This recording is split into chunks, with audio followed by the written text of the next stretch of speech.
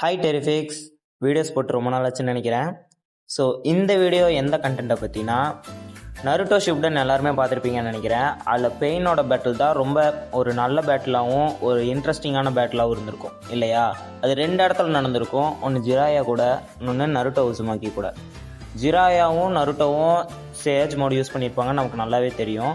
But Jiraiya use பண்ண Sage மோடுக்கும் Naruto use பண்ண Sage மோடுக்கும் நிறைய வித்தியாசம் இருந்திருக்கும். அந்த வித்தியாசம் என்ன, அவங்க பேட்டில் பண்ண விதங்கள் என்ன, அதோட அட்வான்டேஜ் அண்ட் டிஸ்அட்வான்டேஜ், பேட்டிலோட ஸ்ட்ராட்டஜி, இதெல்லாம் பார்த்து யாருக்கு இந்த பவர்லாம் இருந்திருந்தா அவங்க கண்டிப்பாக பெயின் அந்த பேட்டில் ஜெயிச்சிருக்கலாங்கிறது தான் இந்த வீடியோவில் பார்க்க போகிறோம். வாங்க கைஸ், வீடியோக்குள்ளே போகலாம். என்ன ரங்கா, சின்ன பசங்களை வச்சுன்னு காமெடி புண்டை காட்டுறியா? நீ பண்ணுற காமெடிக்கெல்லாம் அந்த பின்னாடி நிற்கிற தெவடியா பையன் தான் சிரிப்பான். நான்லாம் சிரிக்க மாட்டேன் தெரியுமா?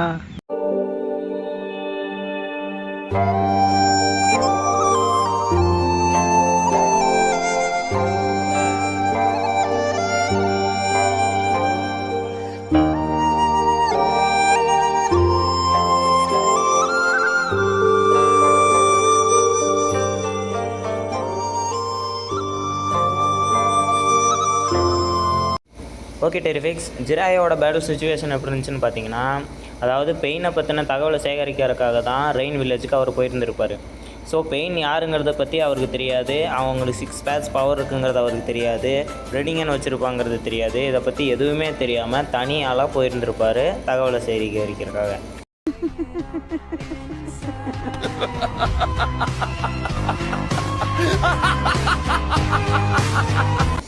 ஸோ அந்த இடத்துல பெயினுங்கிறவனுக்கு ரெனிங்கன் இருக்குங்கிறதும், அப்புறம் அவனுக்கு வந்து 6 பேட்ஸ் பாடி யூஸ் பண்ணி 6 பேட்ஸ் பவர்ஸையும் யூஸ் பண்ண முடியுங்கிறதும் ஜிராயாவுக்கு தெரியாது. ஆனால் அப்படியே இந்த பக்கம் நருட்டோக்கு வந்தோம்னா, நருட்டோக்கு அதை பற்றின எல்லா தகவலையும் கட்சியையும் சொல்லியிருக்கோம். லூசு புண்டை தான் போல. அண்ட் த லார்டு ஃபுக்கசாக்குவும் சொல்லியிருப்பார் பெயினோட எபிலிட்டிஸ் என்ன, அவனுக்கு 6 பேட்ஸ் பவர்ஸ் இருக்குங்கிறத பற்றியும் நருட்டோ கிட்டேயும் மற்ற எல்டியர்ஸ் கிட்டேயும் சொல்லியிருக்கோம். ஸோ நருட்டோக்கு பெயினால் என்னென்ன பண்ண முடியும் அப்படிங்கிறது அவனுக்கு தெரிஞ்சிருச்சு. ஆனால் ஜிராயாவுக்கு அது எதுவுமே தெரியாது. ஃபைட் பண்ண தான் அவனோட ஒவ்வொரு பவர்ஸாக அவனுக்கு தெரிய வரும். ஸோ ஜிராயோட பேட்டில் தான் ஃபர்ஸ்ட் பேட்டிலுங்கிறதும், அதுவும் போக அந்த பேட்டில் நடந்தது ரெயின் வில்லேஜில். ஸோ அங்கே எந்த காப்ஸும் அங்கே இருக்க முடியாது, தனியாலாம் நின்று தான் அவர் ஃபைட் பண்ணியிருக்காரு.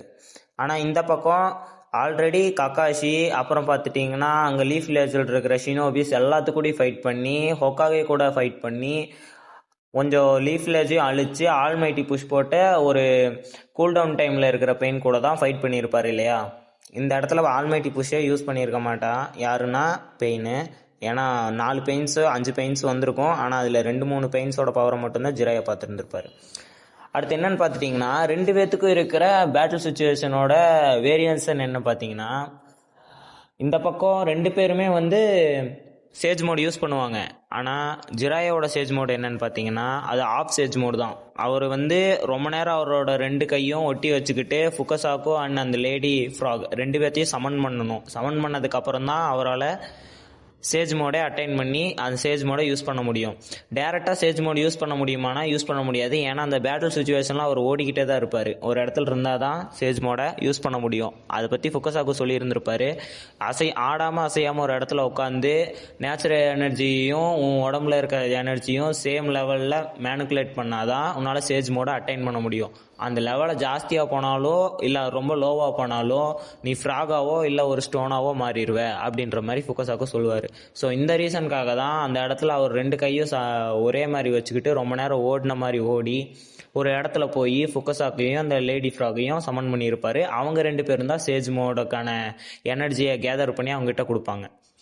அப்புறம் பார்த்துக்கிட்டிங்கன்னா, ஏன் நருட்டோ மேலே அதே மாதிரி ஃபுக்கசாக்கோ உட்காந்து அந்த சேஜ் மோட் அட்டைன் பண்ணுறதுக்கு யூஸ் பண்ணியிருக்கலாம்ல, எதுக்கு தேவையில்லாமல் 2 குளோன்ஸை மட்டும் அவர் யூஸ் பண்ணியிருக்கணும் அப்படின்னு கேட்டிங்கன்னா, நருட்டோக்குள்ளே 9 டெயில்ஸ் சாக்கரா இருக்குது. அது ஒருத்தர் நருட்டோக்கு மேலே ஃபுக்கசாக்கோ உட்கார்றப்போ அதை அக்செப்ட் பண்ணாது.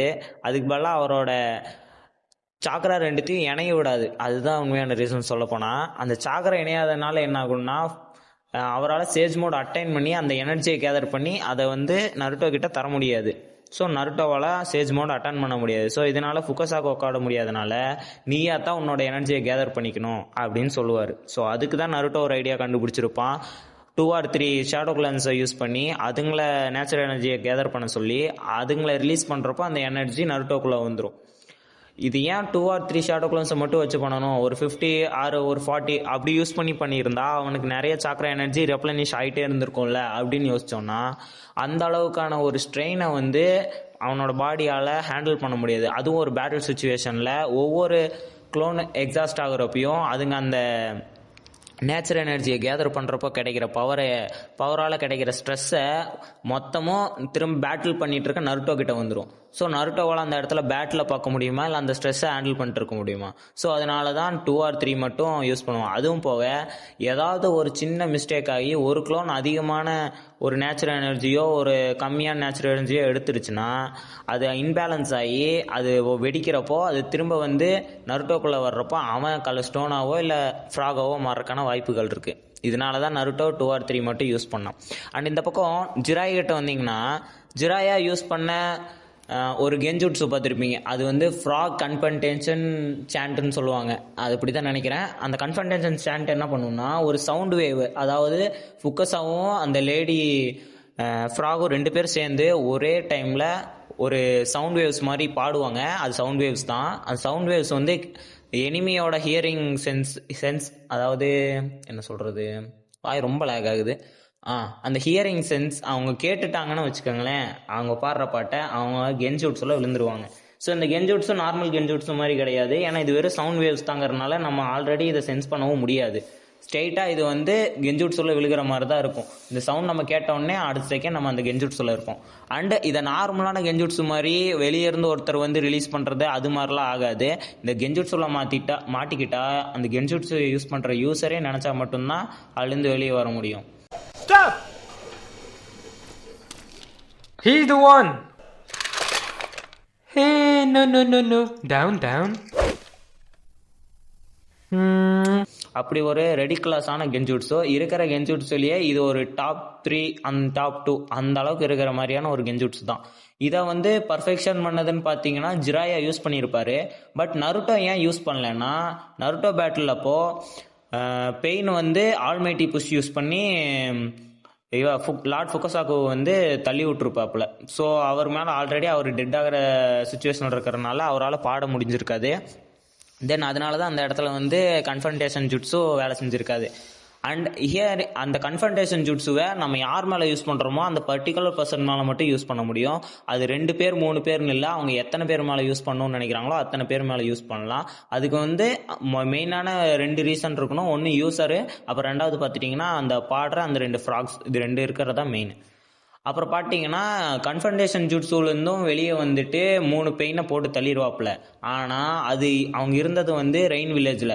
ஸோ அங்கே டெட் பாடிஸ்க்கு ஆல்ரெடி இவங்க மேட்சிங்காக அது ரெடி பண்ணி வச்சுருந்துருப்பாங்க. கோனனும் பெயினும் நம்ம நகுட்டோ உசுமாக்கி அவரை தான் சொல்கிறேன், 2 பேரும் ரெடி பண்ணி வச்சுருந்துருப்பாங்க. ஸோ அந்த 2 பெயின்ஸ் செத்துருந்தாலும் திரும்ப ஒரிஜினல் பாடியில் இருக்கிற நகுட்டோ உசுமாக்கி இன்னும் 2 பெயின்ஸை உருவாக்கி அதை அனுப்பிச்சு வச்சிருப்பாப்ல. ஸோ இப்படி தான் அந்த பேட்டில் நடந்து முடிஞ்சு ஜிராயா சாகிற மாதிரியான ஒரு சுச்சுவேஷன் வந்திருக்கும்.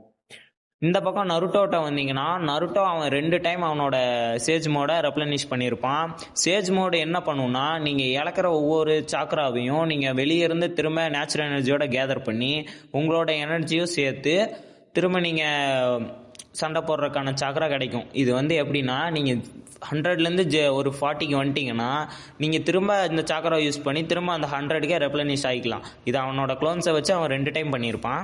ஸோ இப்படி தான் அவன் 2 டைம் ரஷிங் ஷூரிகன் யூஸ் பண்ணியிருப்பான். ஏன்னா ரஷிங் ஷூரிகன் யூஸ் பண்ணுறது சாதாரண விஷயம் கிடையாது. ஆல்ரெடி சுனாடியே சொல்லியிருப்பா, இந்த மாதிரி நீ ரஷிங் ஷூரிகன் இன்னொரு டைம் யூஸ் பண்ணினா உயிருக்கே ஆபத்து வரும். ஏன்னா இது அதிகப்படியான சாக்ரா அண்ட் கான்சன்ட்ரேஷன் ரொம்ப ஜாஸ்தியானது, உன் ஆமே இதில் டிஸ்ட்ராய் ஆகிறதுக்கும் வாய்ப்பு இருக்குது அப்படின்னு சொல்லியிருப்பான். பட் சேஜ் மோடில் என்னென்னா அவனுக்கு தேவையான சாக்ராக்கு மேற்படியான சாக்ராவே அதில் கிடைக்கும். ஏன்னா அந்த சாக்ரா எல்லாமே நேச்சுரல் எனர்ஜிலேருந்து கேதர் ஆகிறதா. நேச்சர்லேருந்து எவ்வளோ வேணால் நம்ம சாக்ராவை கேதர் பண்ணிக்கிட்டு வரலாம். அதை கற்றுக்கிறதும் அதை பர்ஃபெக்டாக மெயின்டைன் பண்ணுறது தான் மேட்ரு. ஸோ அடுத்து என்னன்னு பார்த்துக்கிட்டிங்கன்னா, ஜிராயா அந்த பேட்டில் தோற்றதுக்கப்புறம் அவரோட ஸ்டூடெண்ட் கிட்ட தோத்தாருங்க. ஸ்டூடெண்ட்டோட முகத்தையும் அவங்க கூட அந்த கோனான் இவங்களெல்லாம் வச்சு இவங்க நம்ம ஸ்டூடெண்ட்டாக இருந்தாங்களே எதுக்கு இப்படி மாறினாங்க அப்படின்ற ஒரு தாட்டை ஒரு பேசிக்கிட்டே தான் அந்த பேட்டில் போயிருக்கும். நருட்டோ பேட்டிலும் அப்படி தான் போயிருக்கும். பட் நருட்டோ ஃபைட் பண்ணது ஜிராயா கொன்னதுக்காக தான். ஸோ இல்லையா? அவனோடலாம் வச்சுக்காத போ. அடுத்து பார்த்தீங்கன்னா நருட்டோ வந்து அவன் நாக் டவுன் பண்ணி அவன் கையிலெல்லாம் ஏற்றினதுக்கப்புறம் ஹினாட்டாலாம் வந்து ஃபைட் பண்ணுவா. ஹினாட்டா ஃபைட் எல்லாம் முடிஞ்சக்கப்புறம் நைன் டெயில் பிரேக் அவுட் ஆகுறது, இது எல்லா சீன்ஸும் நீங்கள் பார்த்துருப்பீங்க. இதுக்கப்புறம் என்னன்னு பார்த்தீங்கன்னா நைன் டெயில்ஸை ஃபர்ஸ்ட் டைம் ஒருத்தன் வந்து அவனோட வேற யாரோட உதவியும் இல்லாமல் நருட்டோ ஃபர்ஸ்ட் டைம் அவனோட, அதாவது அவங்க அப்பா உதவி பண்ணியிருப்பாரு, பட் அதை பண்ணாமல் இருந்தது நருட்டோ தான். அந்த நைன் டெயில்ஸோட சாக்ராவை கண்ட்ரோல் பண்ணி திரும்ப அவன் நார்மலாக வந்து லாஸ்ட் பெயின் கூட ஃபைட் பண்ணியிருப்பான். லாஸ்ட் பெயின் கூட ஃபைட் பண்ணி நருட்டோ உசுமாகியை கண்டுபிடிச்சி அவங்ககிட்ட போய் பேசி கட்டிப்பிடி வைத்திருந்தா கடைசியில் அதில் வேலை செஞ்சுருக்கோம். இருந்தாலும் என்னன்னா இப்போ வந்து நருட்டோ பேட்டில் பண்ண விதத்தையும் ஜிராயா பேட்டில் பண்ண விதத்தையும் பார்த்தப்போ என்ன புரியுதுன்னா, அதாவது ஒரு இடத்துல இருந்து ஒருத்தன் வந்து இதை கற்றுக்கணும், இதை பண்ணணும். ஏன்னா ஒரு அகாட்சுகி லீடர் வந்து ஆல்ரெடி தேடிட்டு இருக்காங்க, ஒரு குரூப்பே ஒருத்தனை தேடிக்கிட்டு இருக்கு. 3 வருஷமாக அவர் கூட தான் இவர் ட்ரைனிங் எடுத்திருக்காரு. ஸோ அந்த நேரத்தில் ஏன் ஜிராயா வந்து சொல்லித்தரல? சேஜ் மோடு சொல்லி தந்திருந்தா அப்பயே நருட்டோ பழகிருக்க மாட்டானா? எஸ், நீங்கள் சொல்கிறது புரியுது. பட் சேஜ் மோடுக்கு முக்கியமான அவசியமான ஒரு விஷயம் என்னன்னு பார்த்துட்டிங்கன்னா சாக்ரா கண்ட்ரோல் இருக்கணும். சாக்ரா கண்ட்ரோல் இருந்தால் மட்டும்தான் ஒரு சாக்ரா வெளியிருந்து வந்தாலும் சரி அவனோட சாக்ராவையும் ஈக்குவலாக பேலன்ஸ் பண்ணி மெயின்டைன் பண்ண முடியும். அதுதான் ஜிராயா அவனுக்கு கொடுத்த ட்ரைனிங். இந்த ட்ரைனிங்கில் அவன் சரியாக இருந்து திரும்ப அவன் அந்த சேஜ் மோடுக்கு திரும்ப போகிறப்போ, அவன் அந்த ட்ரைனிங்கில் இருக்கிறப்போ ஃபுகசாக்கு சொல்லித்தர்ற மாதிரி அவன் பண்ணதுனால மட்டுமே அவன் சேஜ் மோடை அட்டைன் பண்ணியிருக்கான். ஸோ இது வரைக்கும் சேஜ் மோட் அட்டன் பண்ணவங்கன்னா 3 பேரை பார்த்துருப்பீங்க, உங்களுக்கே தெரியும். நருட்டோ உசுமாக்கி அண்ட் மினாட்டோ நாமிகாசே, அப்புறம் பார்த்தீங்கன்னா ஜிராயா சென்சேயோட சேர்த்து 3 பேர். இப்போது இந்த பெயினோட பேட்டிலில் என்ன நம்ம மெயினாக கவனிக்க வேண்டிய விஷயம்னா, ரெனிகன் யூஸ் பண்ணுறவங்களால 6 பேட்ஸ் ஆஃப் பெயினோட பவரையும் யூஸ் பண்ண முடியும். அது சிங்கிள் பாடியிலேருந்தே யூஸ் பண்ணலாம். ஆனால் ஏன் நாகுட்டோ மட்டும் 5 பாடி தானே, நாட் 6 பேட்ஸ் ஆஃப் பெயினோட பாடியிலையும் யூஸ் பண்ணி ஏன் தனித்தனியாக அவன் யூஸ் பண்ணிட்டு இருந்தான் அப்படிங்கிறது. ஏன்னா நாகுட்டோ உசுமாக்கி பார்த்துட்டிங்கன்னா அவனோட ஆல்ரெடி ஒரு கெடோமசோன்னு உங்களுக்கு தெரியுமா என்னன்னு தெரியல, அந்த வீடியோ நான் இதில் ஆட் பண்ணுறேன். கெடோமசோவை ஆல்ரெடி ஒரு பேட்டிலில் அவன் சமன் பண்ணியிருப்பான். இது ஏன் சமன் பண்ணான்னா அவன் ஃப்ரெண்டு செத்துருப்பான். அதுக்கப்புறம் அவனை கொல்றதுக்காக அங்கே எனிமீஸ்லாம் சோல்ஜர்ஸ்லாம் இருந்திருப்பாங்க, அதாவது ஷினோபீஸஸ் தான் சொல்கிறேன். அவங்களாம் சூழ்ந்திருக்கிற நேரத்தில் இவங்களெல்லாம் காப்பாற்றிக்கணுங்கிறக்காக என்ன பண்ணுவான்னா கெடோமசோவை சமன் பண்ணிடுவான். கெடோமசோவை சமன் பண்ணால் அது என்ன பண்ணுன்னா அவன் நினைக்கிற அட்டாக்ஸ் பவர்ஸ், அப்புறம் அதாவது ரெனிகனோட முக்கியமான எபிலிட்டி இது எல்லாம் அவனுக்கு கிடைக்கும். ஆனால் அதுக்கு பதிலாக அவனோட லைஃப் ஸ்பேனோட பாதி அது உறிஞ்சிருக்கும். அவன் இன்னொரு டைம் கெடோமசோவை சமன் பண்ணியிருந்தானா ஆள் அங்கேயே அவுட்டு. ஆனால் இதுவே ஒரு நார்மலான, அதாவது உச்சியா பிளட் லைன் இருக்கவங்க ஒருத்தங்க இதை பண்ணியிருந்தாங்கன்னா அவங்க ஸ்பாட்லேயே சாலாயிருப்பாங்க, மர்டர் தான். ஏன்னா அவங்களோட லைஃப் ஸ்பேன் ரொம்ப கம்மி. அதாவது உசுமாக்கிஸை கம்பேர் பண்ணுறப்ப சொல்கிறேன், உசுமாக்கிஸ்க்கு எப்பயுமே லைஃப் ஸ்பேனும் சாக்ராவும் ரொம்பவே அதிகம்.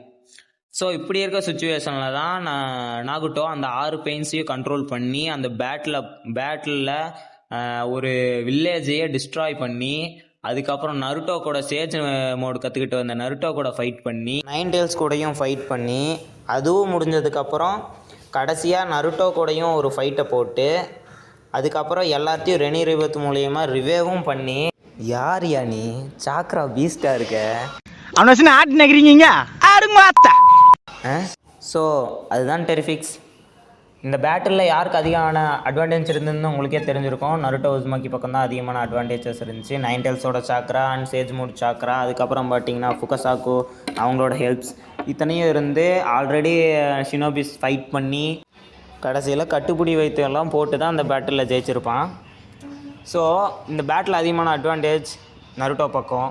இந்த டிஸ்அட்வான்டேஜ் எதெல்லாம் இருந்துச்சுன்னு நான் ஜிராயா பக்கம் சொல்லிட்டேன். ஆனால் இதில் மெயினான ஒரு அட்வான்டேஜ் என்னென்னா ஜிராய்க்கு தான் அதிகமான பேட்டில் எக்ஸ்பீரியன்ஸ் இருந்துச்சு. அதனால மட்டுமே தான் 3 பெயின்ஸை அவர் போட்டு தள்ளி இருந்திருப்பார். அவரோட ஜூட்ஸோ நம்ம பார்க்காத ஜூட்ஸ், அதாவது ஃபஸ்ட் நமக்கு சேஜ் மோட காட்டினதே நம்ம ஜிராய் கிட்ட தான் காட்டியிருப்பாங்க.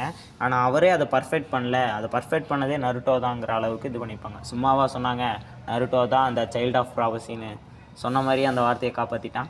ஸோ நருட்டோ ஒரு எக்ஸாம்பிளாக எடுத்து உங்கள் லைஃப்பில் நீங்கள் எந்த அளவுக்கு அச்சீவ் பண்ணணும்னு நினைக்கிறீங்களோ அதை கண்டிப்பாக ஒரு நாள் அச்சீவ் பண்ணுங்கன்னு நம்புங்க, நன்மையே நடக்கும். அண்ட் நான் இன்னொரு வீடியோவில் உங்களை சந்திக்கிறேன். இதோட விடைபெறுகிறேன். நான் உங்கள் டெரிஃபிக்ஸ் தமிழ். Bye guys.